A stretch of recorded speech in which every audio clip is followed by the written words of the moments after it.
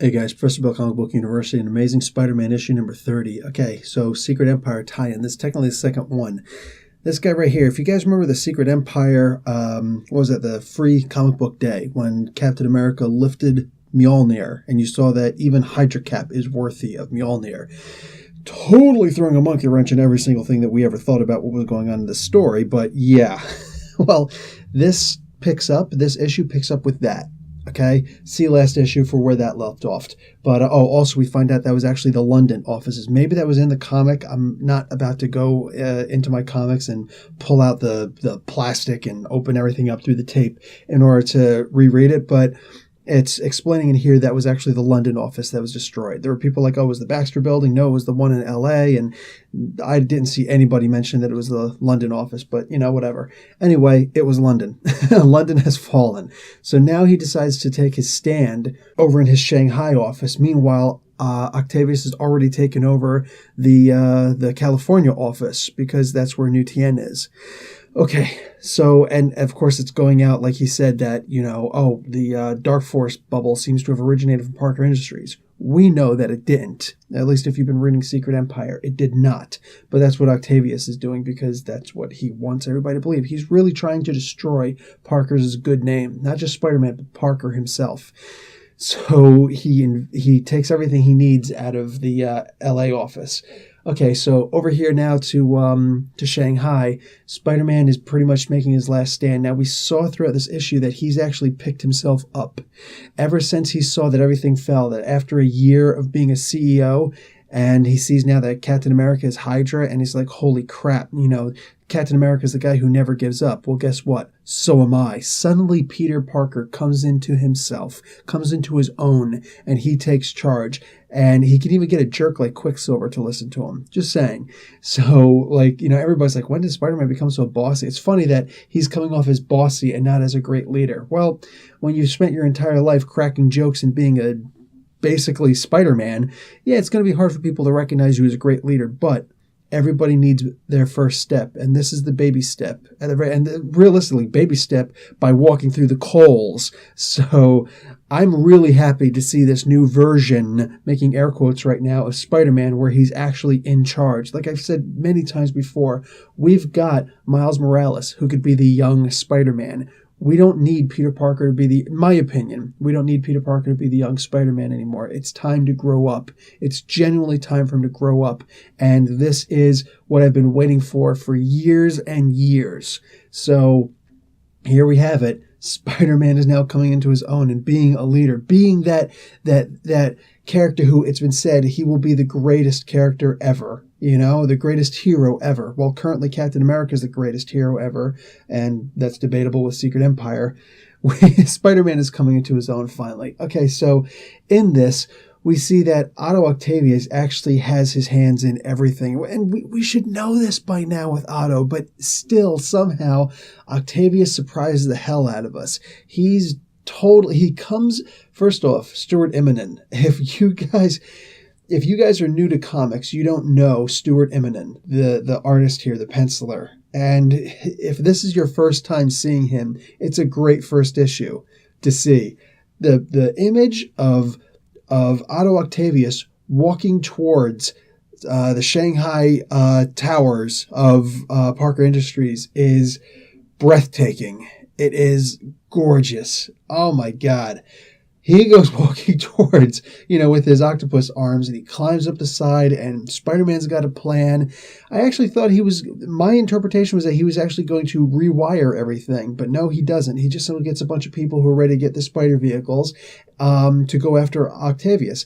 And Octavius is like, yeah, I'm here by myself. Spider-Man's surprised. Parker's surprised, like, what? You're actually here by yourself?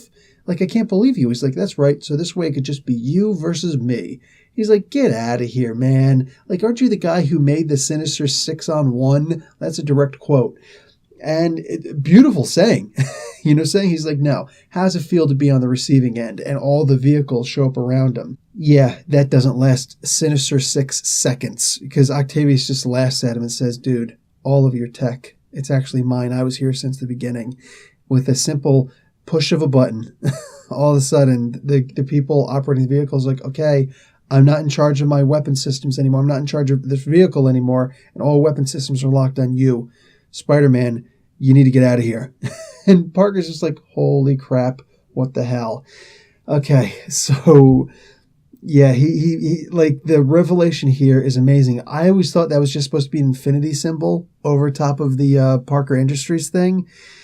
As it turns out, they're just two O's next to each other, standing for Otto Octavius. Like, Octavius says, I'm in the system. I've been here since the beginning, Parker. You don't understand. I even manipulated the logo. Like, that's insane. My God, I love Otto Octavius. It's great. Guys, I'm giving this comic an A. This comic blew my mind. And you might be saying, but Professor Bill, if this comic is so great, why didn't you give it an A+? I'm taking away the plus because Mockingbird gave him a kiss and said, let's go on a date later with that awkward, offering you gave before. Wrong answer. Wrong answer. I don't want to see Mockingbird with Peter Parker. She's too good for him. All right? I don't want... No. Plus, she's a traitor. So if we find out that she's just trying to get information because that's what Captain America told her to do, okay, cool. Well, then that makes sense. And maybe I'll go back and give this an A+ in retcon. After all, that's what comics do. They retcon, right? But in the meantime, no, not happy with this. I don't want to see this. Plus, guys, I'm going to, let's just take away all of this stuff right now. And hi, it's me.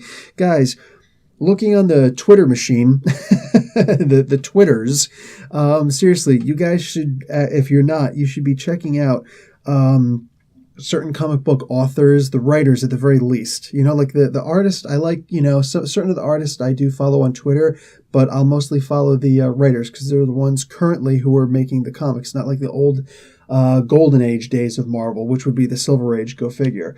But yeah, Dan Slott and Christos Cage are the guys who actually did this comic, the writing for this comic. But Dan Slott actually, he got a question and he put an extended Twitter feed response to it. They said, does Otto Octavius have his full memory? So he gave basically spoilers here, okay, which we could have found on our own, but even me, who's just engrossed in this stuff, I honestly didn't, look into it this well, because Otto Octavius says, I know everything. And I usually just assume I'm just going to take his word for it.